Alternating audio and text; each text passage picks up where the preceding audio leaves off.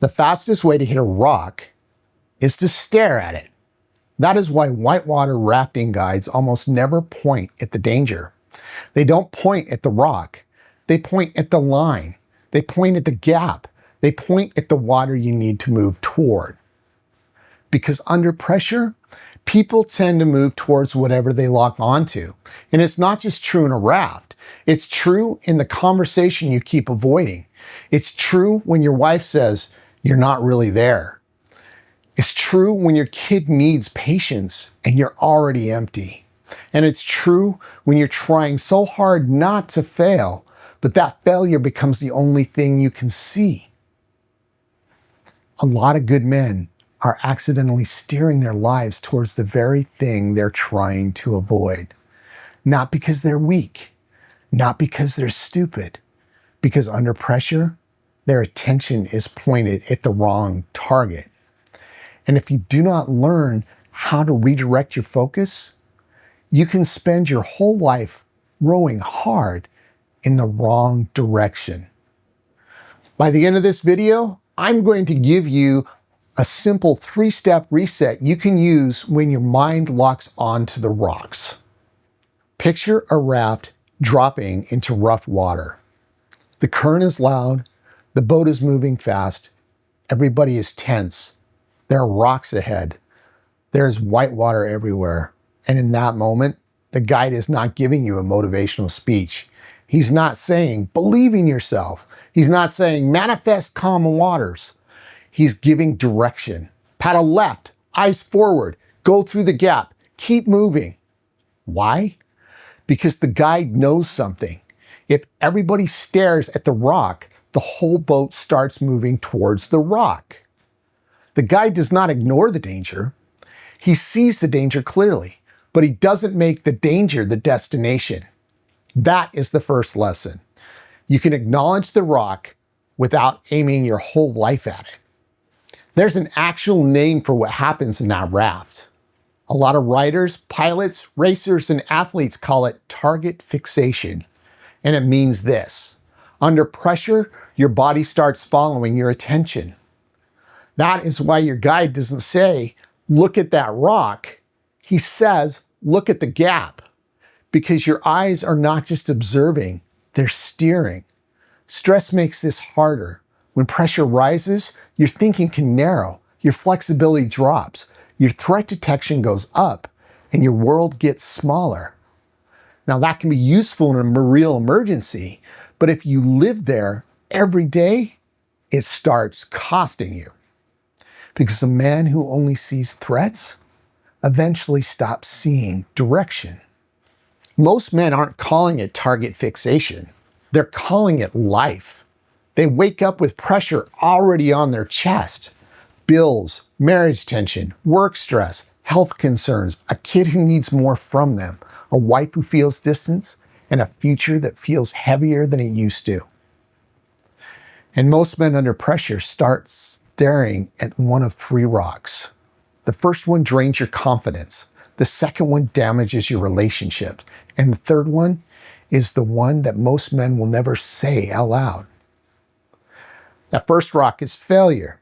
I can't mess this up. I can't fall behind. I cannot let everyone down.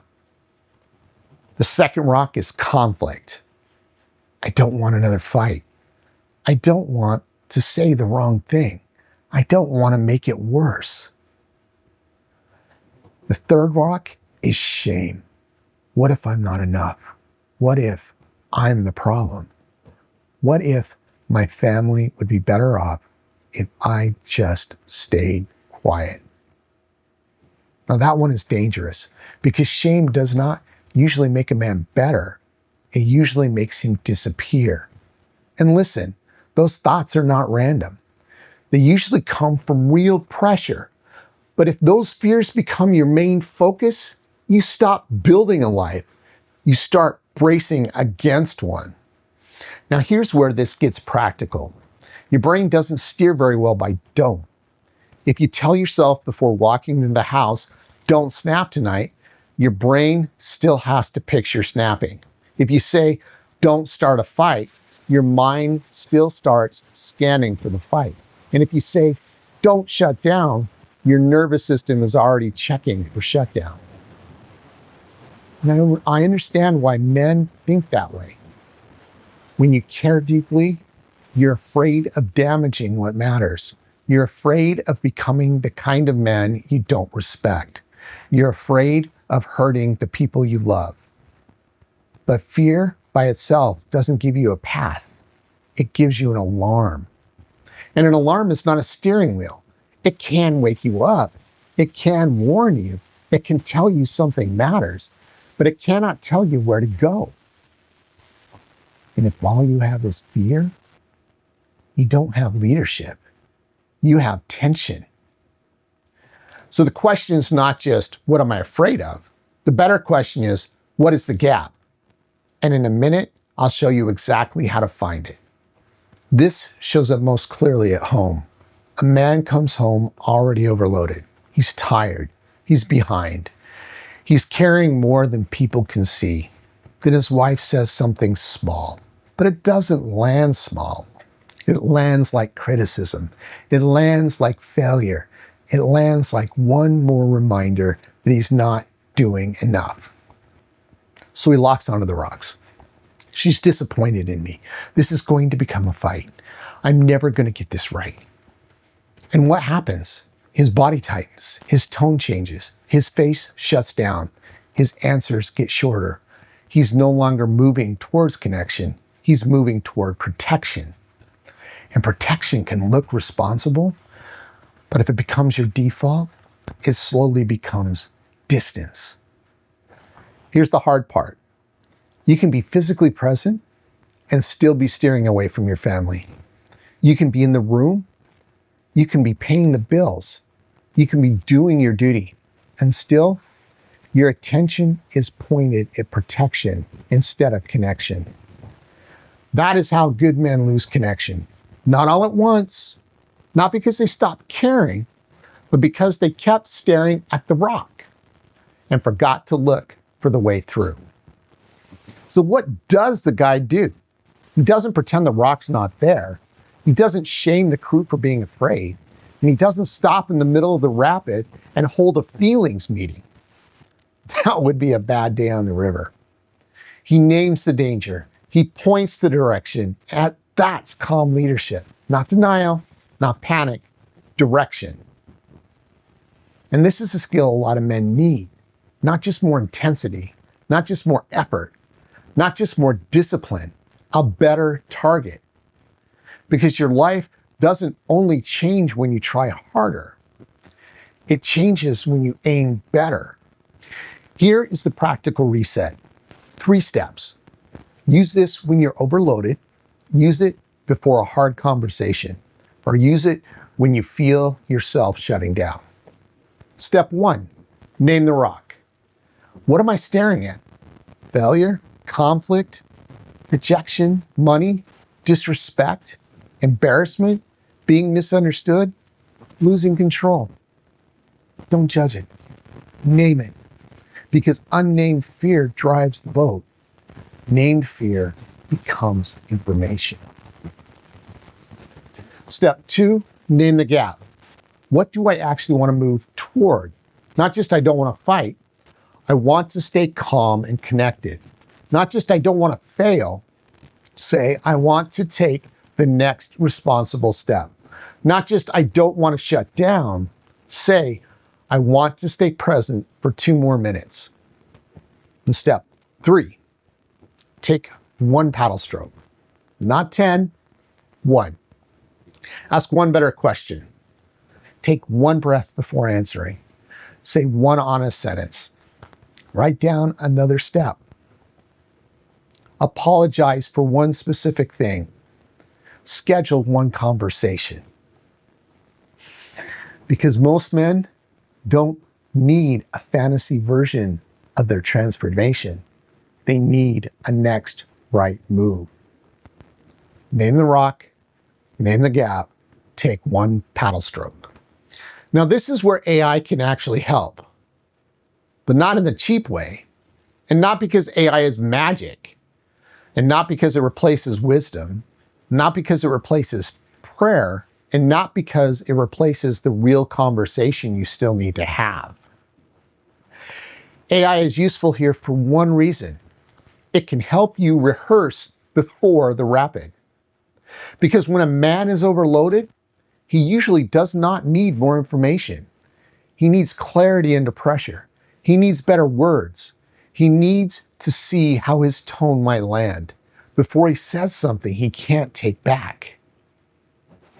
So before a hard conversation, you can use AI like a pressure rehearsal tool. You can type, "I'm about to have a hard conversation with my wife. Here's the situation. Here's what I'm afraid will happen. Help me identify the rock that I'm staring at, the gap that I need to aim towards, and 3 calm opening lines I can actually say." That is useful because now AI is not just giving advice, it's helping you practice direction. You can also ask things like, what sentence should I avoid because it may sound defensive? What might she hear if I say it this way? How can I ask for 10 minutes to calm down without making her feel abandoned? What is one repair sentence I can use if I start shutting down? That doesn't make AI your guide. You're still the man in the raft. You still have to paddle. You still have to tell the truth.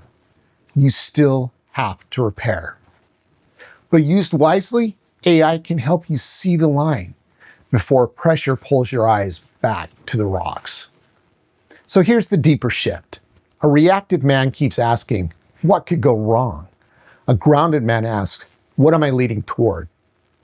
That one question can change the tone of your life. In your marriage, what am I leading toward? With your kids, what am I leading towards? With your health, what are you leading towards?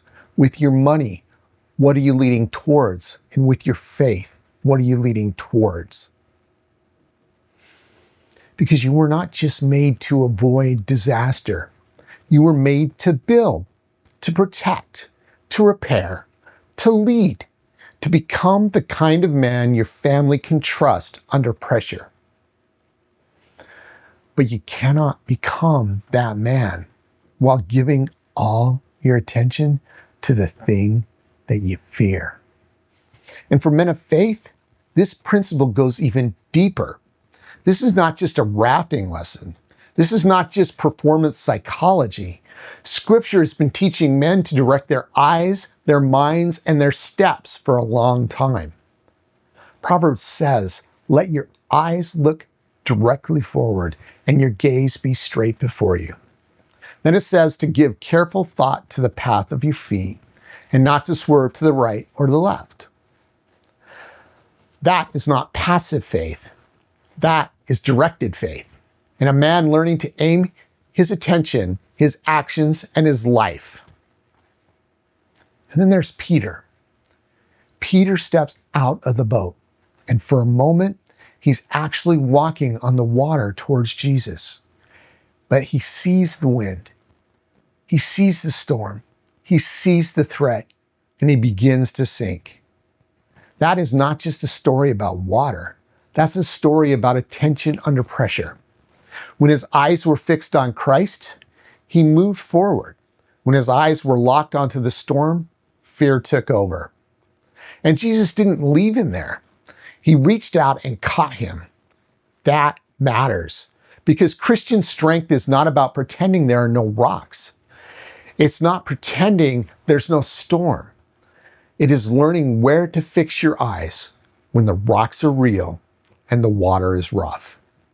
So if you want to make this practical, ask God 3 questions. Lord, what rock am I staring at? What direction are you calling me towards? And what is the next faithful step?